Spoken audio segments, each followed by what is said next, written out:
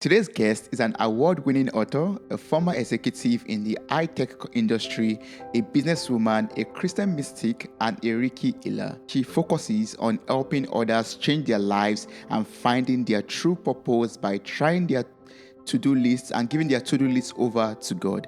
Welcome to the show, Margaret. How are you doing? Hi, Toby. I'm doing great. Happy to be here with you. Yeah.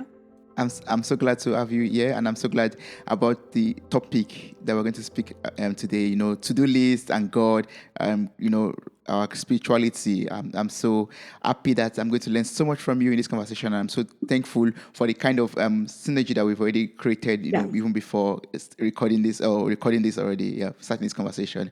So thank you so much for joining me on this episode. I really appreciate it. I would just love to first of all learn more from your story of being a single mother of 8, working full time to support your family, returning back to the university to get your bachelor's degree in mathematics, and sleeping less than 4 hours every night and waking up in panic, worrying that, things have not been done, basically. So would you like to share this experience with us and how you were able to overcome the panic and the worries?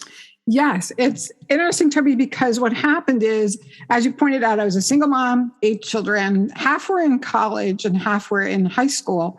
And the ones in college were living at home because that's how I helped them go to college. Like, you can stay here.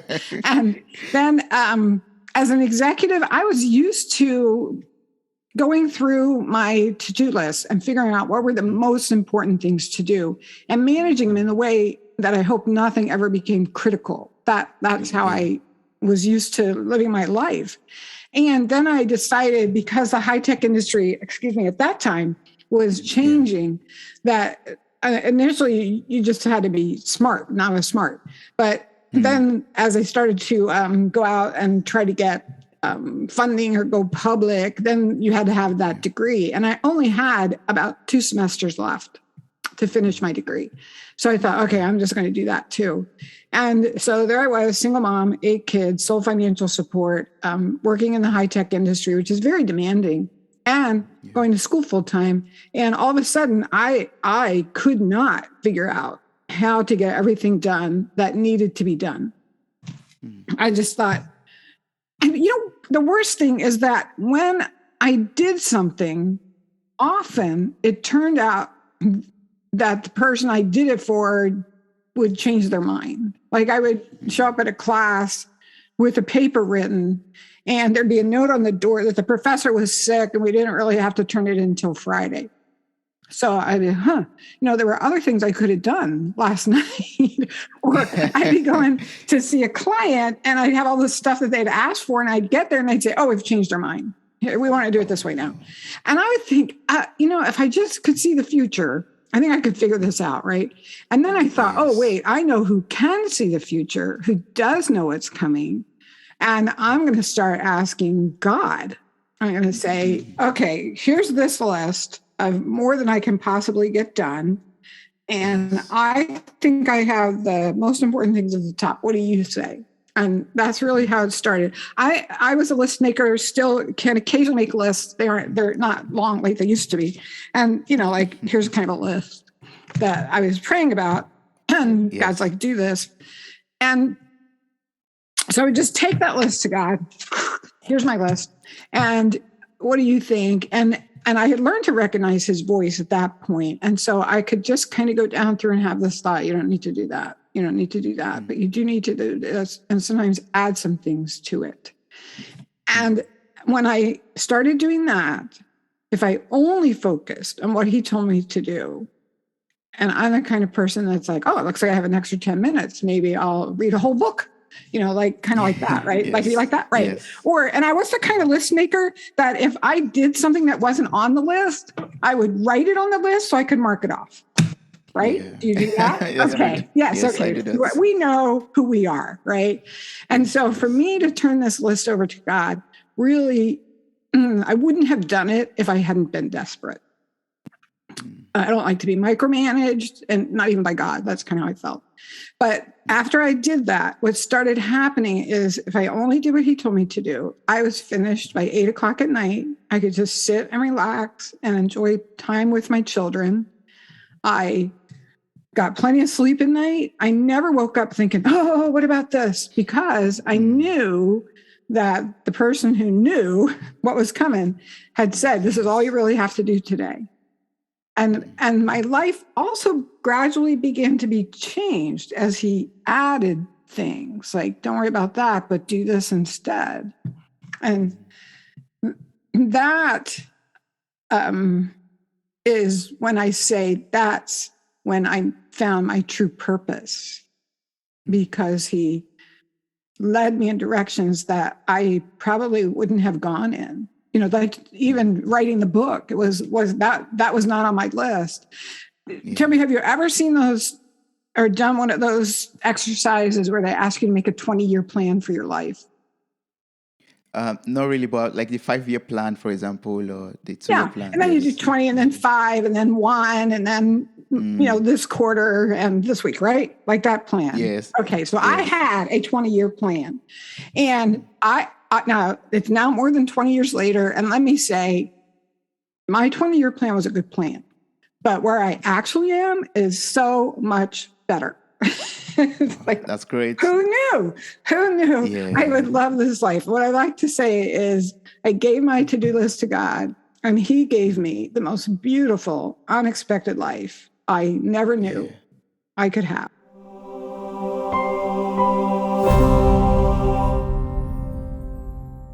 Wow, that's so beautiful. I'm so glad to hear that, because, you know, sometimes people look at this and say, okay, what do you mean by giving your plan to God? You have to be, you know, yourself, be in a position to be able to, you know, organize yourself in a proper way and, you know, do things yourself, and everything is within your power, basically. But I'm so glad that you're making mention of the fact that we have this, you know, overall powerful person, entity, God, who has the ability to see the future, like you said, and also with his understanding and, you know, vast knowledge, is able to tell us, or wisdom also, is able to tell us, you know, what to do and what not to do, and even what to add to our to-do list also. That's so beautiful. And he loves us. He wants us to be happy.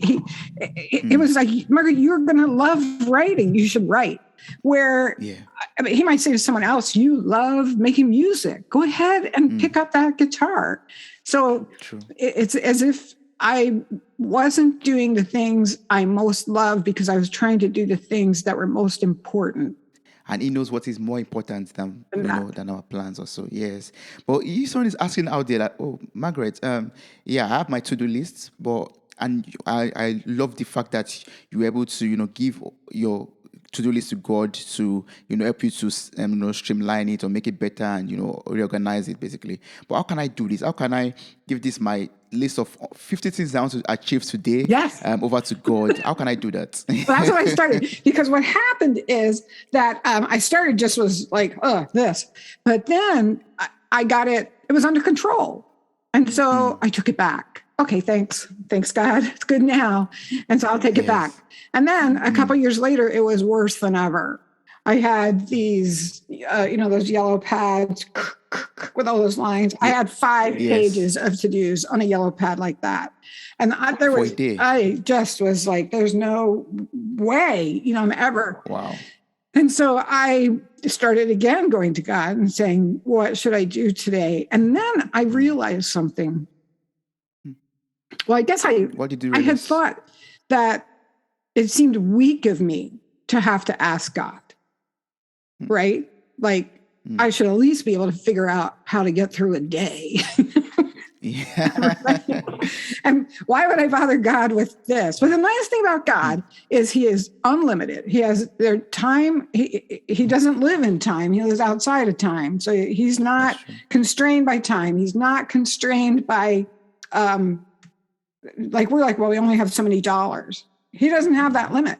You know, he can take care of the war, and he can take care of your car tire that's flat, right? It's not, he's okay. He's got it. He can do it all.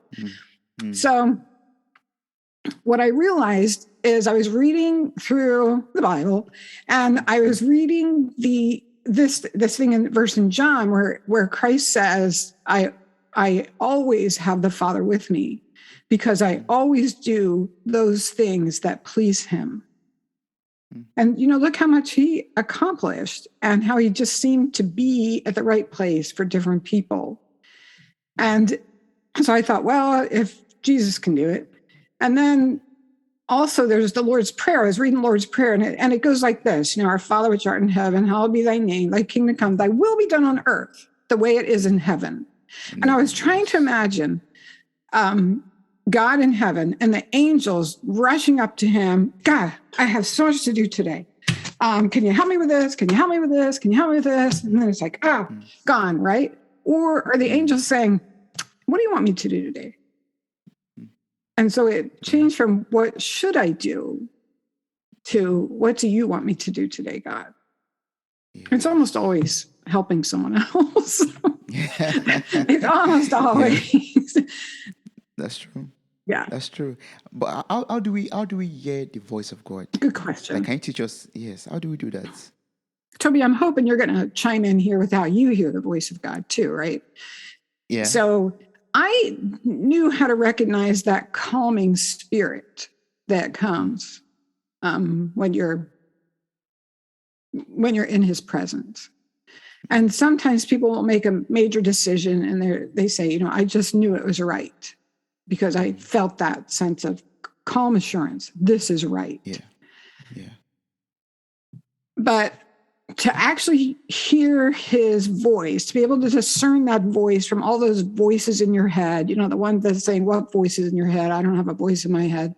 That voice, all those other voices, the voices that are going on when you try to meditate, and to figure out which one is the divine. That I actually prayed about. And I was in my early 20s, and I just said, I don't know how to hear your voice. Will you help me? And then I had some experiences. They were very similar. And the way it went was I would have a thought. Like once I was making dinner. Yeah. A lot of these stories are in the book. Okay, so I'm making dinner and I'm making chili. See, I remembered. And the thought came, invite the Jones family to dinner tonight. And I thought, they just came to dinner Friday night. And it's Monday. I'm not going to invite him. That would be weird. Okay. But I keep working away on my chili, and the thought comes again, invite the Jones family to dinner. And I thought, well, it's Monday night, and we plan activities just for our family on Monday night. And we had little kids, and I wanted to teach them about tithing. So we had a little plan of what we were going to do that night. So I said, I'm not going to invite them. And then the thought came again. Invite them to dinner and invite them to stay for your little lesson. And then I thought, is this God? Maybe this is God. And so they did come to dinner that night. And then we had the little lesson which was on tithing. And it was, all the blessings that come if you give part of your income away. And so no matter how little you have, you can give a little tiny bit, right? And there's a 10%. We're teaching them the whole thing about, what tithing means, and what the blessings are found in Malachi. And the father said to us, we wanted to start paying tithing. And we started, but then we got behind. And then we wanted to catch up, which, by the way, I don't recommend.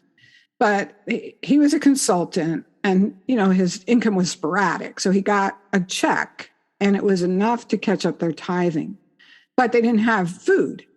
And so they were back and forth. Should we pay our tithing or buy food, or should we do half and half, pay half our tithing? And they prayed about it and thought, okay, go ahead and pay the tithing. It's going to be fine. And they paid the tithing, and they went to church. And he said, before we left church Sunday afternoon, which was the day before, he said, we had invitations to dinner every night of the week. He said, except one. We didn't have an invitation for tonight, right? Monday. So that was me. That was me. Yes, see? And people say it all the time, we're God's hands, but we're God's hands. Okay. He's trying to answer their prayer. He's not going to send ravens with food and drop it in their mouths. No, I'm going to call him, invite him to dinner. And so then I had 2 more experiences like that during the week. So here's how I learned to recognize is, one, it is a still small voice. It's quiet. And second, for me and for most people, God knows we have a hard time hearing it. And so he will continue. Remember, he told me 3 times, and I'm arguing with this thought. Now, that's part of the way I know it's God. A lot of times I'll have a thought and I think, nah, and then it comes back. And about the third time is when I think, oh, yeah, okay, this must be God. And so now I've reached the point where I can actually have conversations. I can actually say, once it was, you're going to have too much to do today. Don't go by the library to return those books. And I thought, this is before the internet where you could go online, and take care of it. I just thought, I hate to owe a fine. I mean, I hate to owe 10 cents. Because I didn't read my books. Okay. Same here too. I hate to owe 5 cents. So anyway, then the thought was, well, just call them and, do it over the phone. They'll renew your book over the phone. I thought, oh, good idea. So I did that. So that's kind of how he is. And so what are the issues doing this? One is I really do not like to be micromanaged. It really is difficult to, at first, when I first started, to turn this over to God. So, what would I say about people who have yet to hear his voice is to say that prayer. I don't know how to hear it. And I assure you, he can figure out how to teach you in a personal way how to hear his voice. That's true. I love that. I can totally relate to that too in the same way. Like I also hear that calm voice. It's always a calm, sweet voice, sometimes like a whisper. And it comes out, at moments when you're not expecting it to come to you. Like for example, I could share an experience. I love going for walks in the evening, and I sometimes love going through the nature to just take some walks. And there was a day I decided, okay, now I'm done with my day walk. Let me go for a 1 hour walk in the park, for example. But then that sweet voice just came to me. That small silent voice came to me and said, "Why don't you go to the grocery store to buy something?" I'm like, I don't want to go to the grocery store. I don't need anything from the grocery store. But I just obeyed. I said, okay, let me just carry my bag and go to the grocery store and get maybe 1 or 2 items that I could find maybe. So on my way to the grocery store, a man in front of me stumbled and fell on the floor and was bleeding and all through that. And I was just at the position, just right in front of him, and I was able to, to help him up and call, the emergency line and call the emergency doctors to come pick him up, and stood by him for, 20 minutes or so just to ensure that he's alive. And the doctors were able to, take over and take him to the hospital or wherever they took him to. Yes. And then the voice came back to me and told me, that is exactly why you're going to the grocery store. It. That's why you were there. That's exactly right. I've had those same experiences. Like, why are we here? Okay. Yeah. But yes. And that's what I was saying, Toby. It's not like when I did this that he said, okay, sell everything, go be Mother Teresa in India. It's more like what you said, where just these thoughts come. And I've had so many of those experiences. And sometimes I think he's wrong. So, and I've learned he's not. See, so just doing it has taught me that I can trust. So once, I always have the same one. We had an internet business, and I always had at the top of the list the same thing: ship the orders. So Monday through Friday, ship the orders, right? And Monday was the busiest day because we had orders from Friday, Saturday, and Sunday. So it was half the week practically was Monday. And one Monday, the thought came, you're going to be busy today. Don't do the orders. And I thought, well, I'm doing the orders because it says right on my website, next business day, we ship.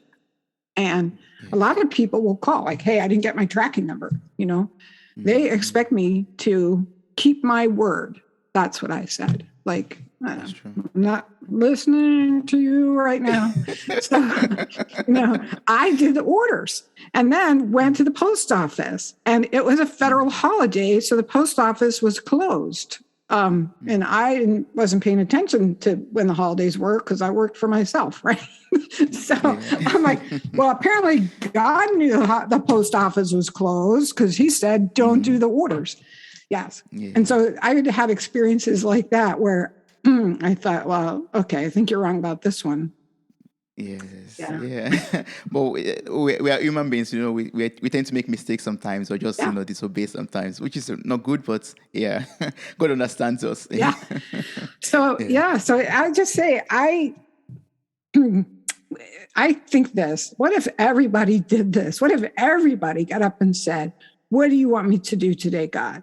Everybody would be living just the happiest life, and there would be so much less contention. And I think people would all have what they need. It seems pretty simple, but that's how I feel about it.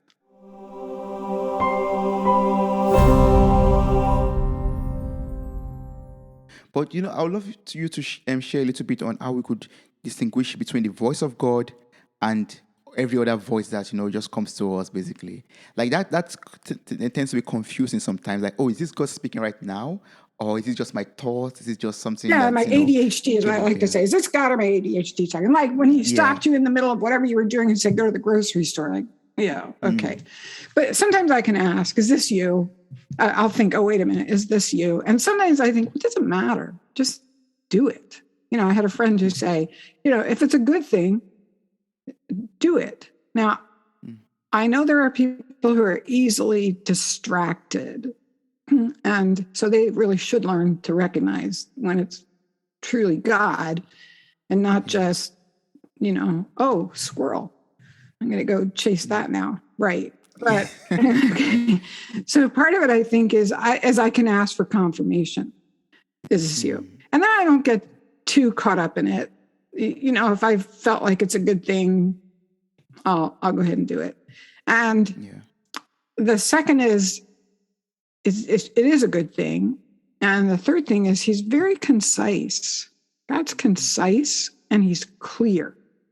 When we were serving as missionaries, and we were at one point going up to Alaska to live, which I was not happy about because it's dark and it's cold and there's grizzly bears. And so I was ready because I had bear spray and I had a warm coat, so I was like, okay, I think I'm ready. And I said to God, is there anything else I need to do to prepare? And this thought immediately came into my head.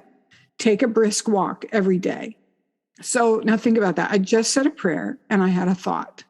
And he used a word that I understand, but I never use. And it's clear and concise. Brisk. Brisk. I have never, Toby, in any conversation ever used the word brisk, but I know what it means, right? You know what the word means, right? Do you ever say to your friends, oh, it's brisk out today? No, we don't. No. Yeah. Okay. So we know what it means, but we don't use it. And I did know what it meant. It meant don't take up, running a marathon, and don't get out there and just kind of stroll along smelling the roses. I want you to get out there and get your heart rate up. Which it turned out we needed in Alaska because we went to live north of the Arctic Circle in a small village that only had, maybe 5 miles of road, kind of all around the village.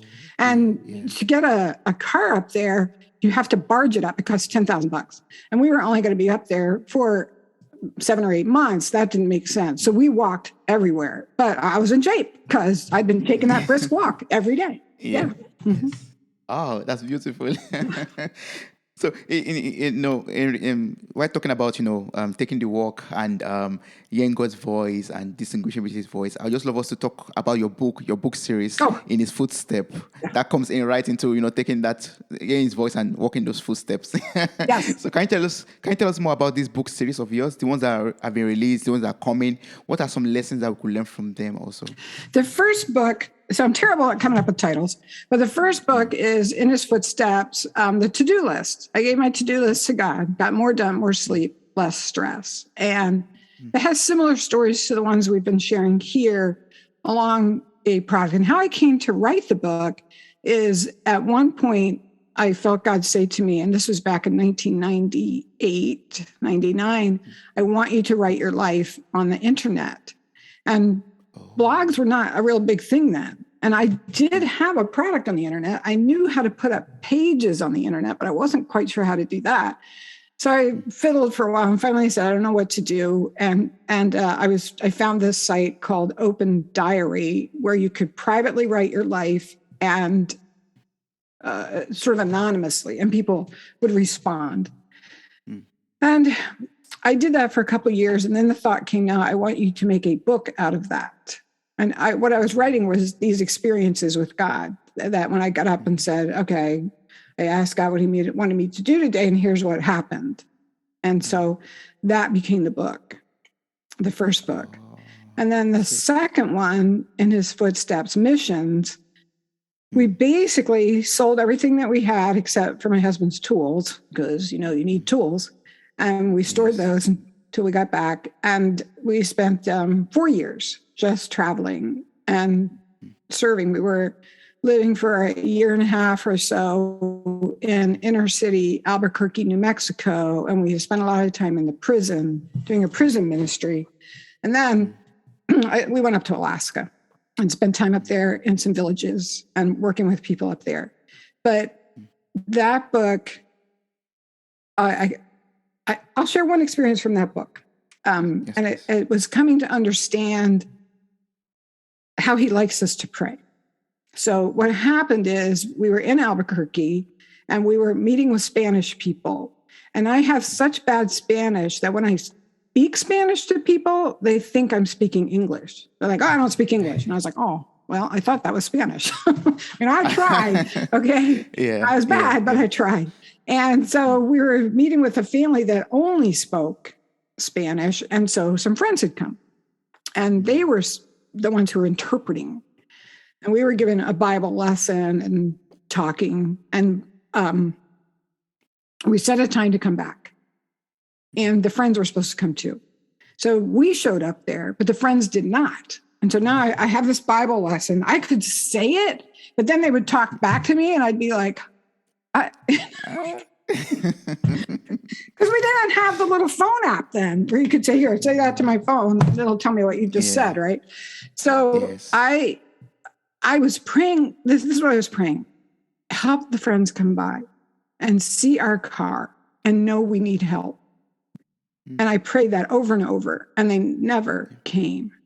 The next day I ran into them and they said to me, oh my gosh, we drove by that house last night and we saw your car and we thought, wow, they're brave because they really need help. And what I left out of the prayer was have them come in and help. Like he answered my exact prayer. And I'm like, what are you, data? Are you a computer? Because I shouldn't talk like that to God, I know. But I was thinking, I had a prayer. I think he knew what I wanted, right? And he said, yes. I am specific and clear and concise, Margaret. And I want you to learn to become like me. I want you to be specific and clear and concise. And so he wasn't being mean, but he was teaching me, you got what you prayed for. Wow. Yeah. And then at the end of the book, we have a similar experience. We're coming, but I've learned it, right? I think I've learned it. So this is like, I don't know, 3 years later. We're driving down from Alaska to kind of get into the U.S. from Alaska. You actually have to go through Canada. And it's all, there's mountains and snow, and there's hardly ever any other cars on the road the time of year we were driving.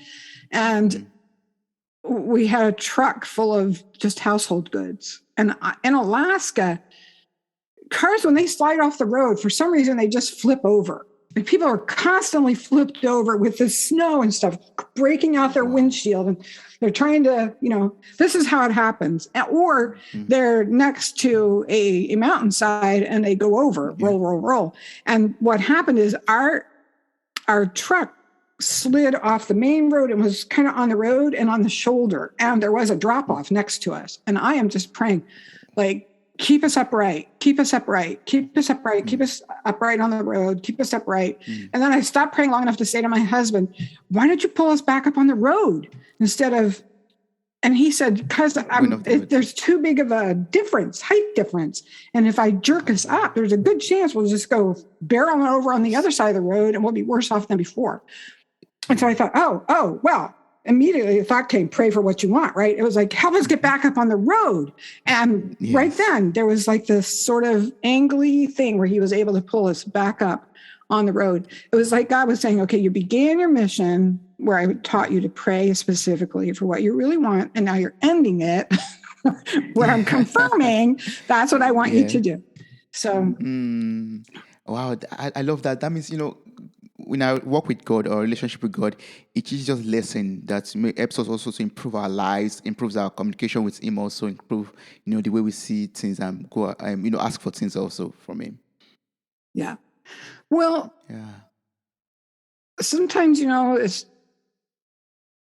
He doesn't give us what we want, but I've been able to talk with Him about some of those things too. Mm-hmm. But I think what a lot of people pray is they pray, direct my path today, that I'll do what you need, right?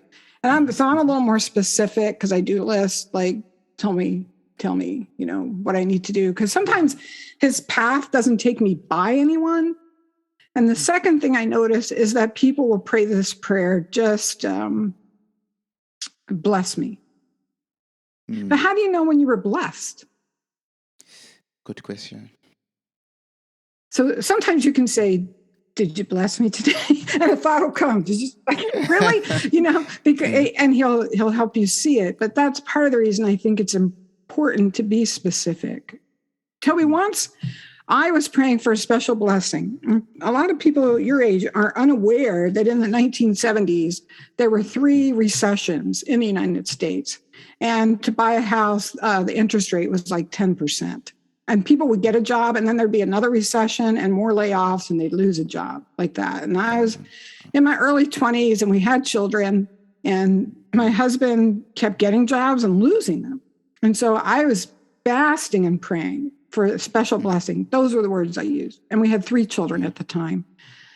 And so I'm praying for this special blessing, praying for a special blessing. In my mind, special blessing meant good job that he can hang on to, right? Yeah, and so after I've been praying that, the thought comes, that really peaceful, powerful thought, your prayers have been heard. And you are going to have a special blessing. You're going to have another child.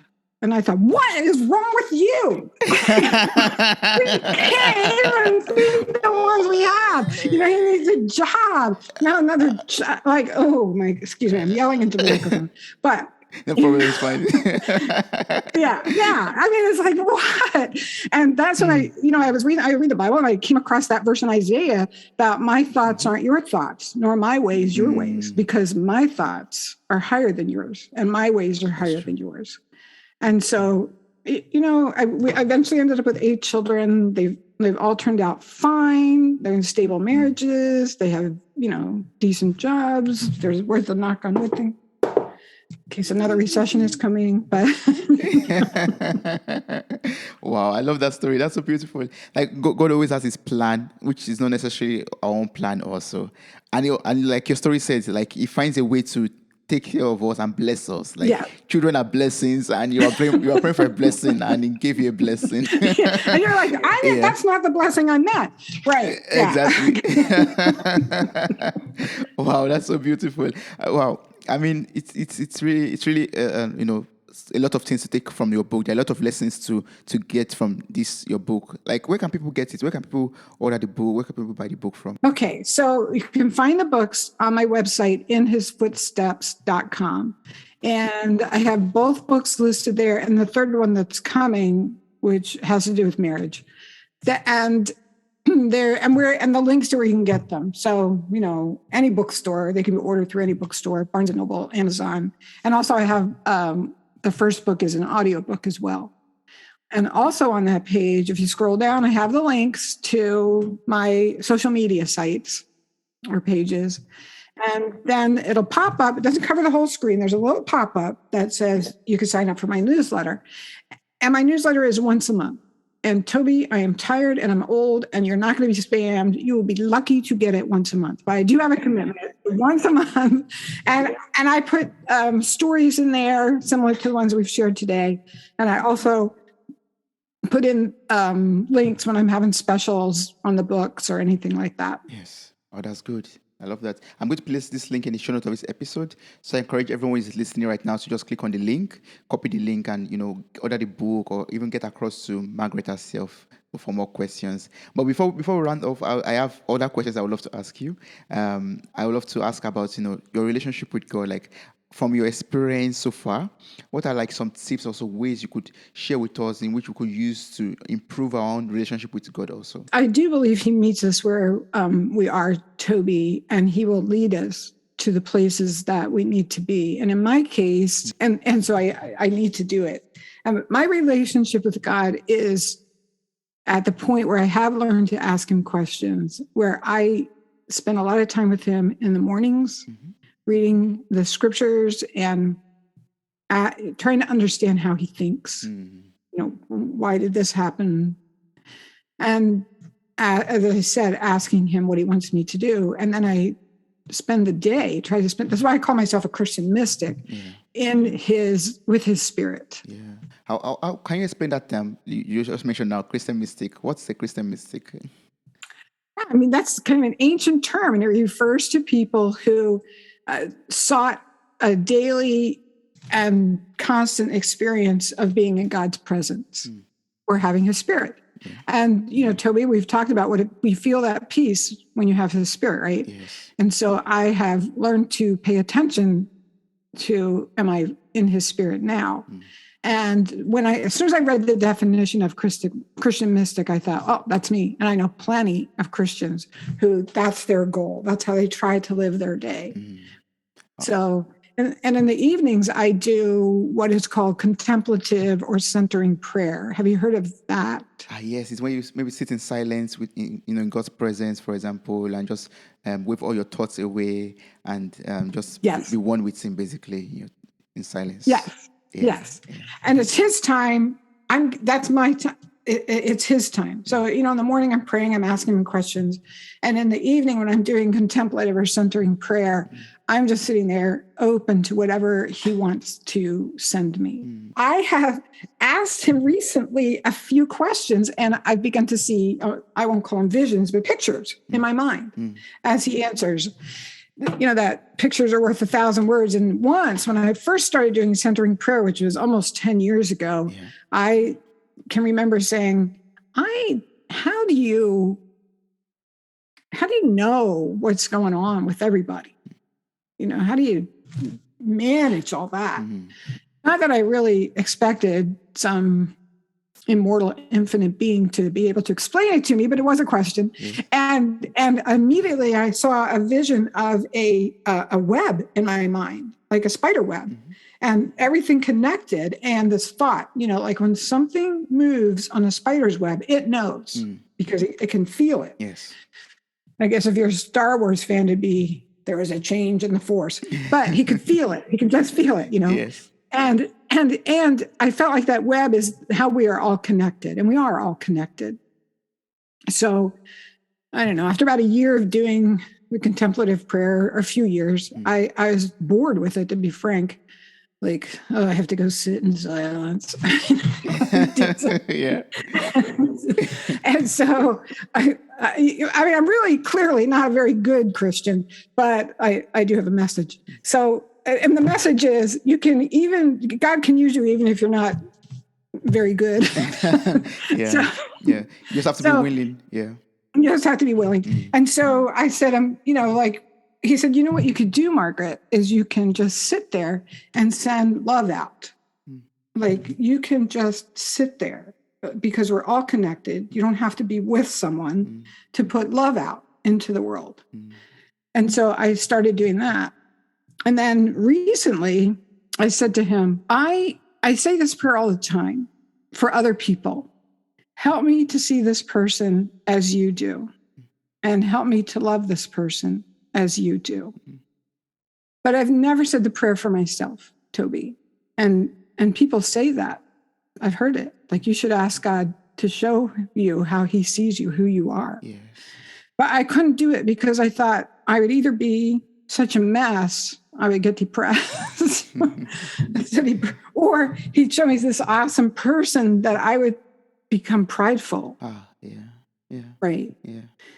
So the other day I prayed that prayer, and what is interesting is he showed me that I was a calm person who was a small leader in righteousness. I only had a few followers. I had a few who would follow me. Yeah. And that was my best self when I was paying attention to him and being righteous. And so that was when I saw myself as he saw me. But then a few days later, he showed me like I was an infant wrapped up in his arms.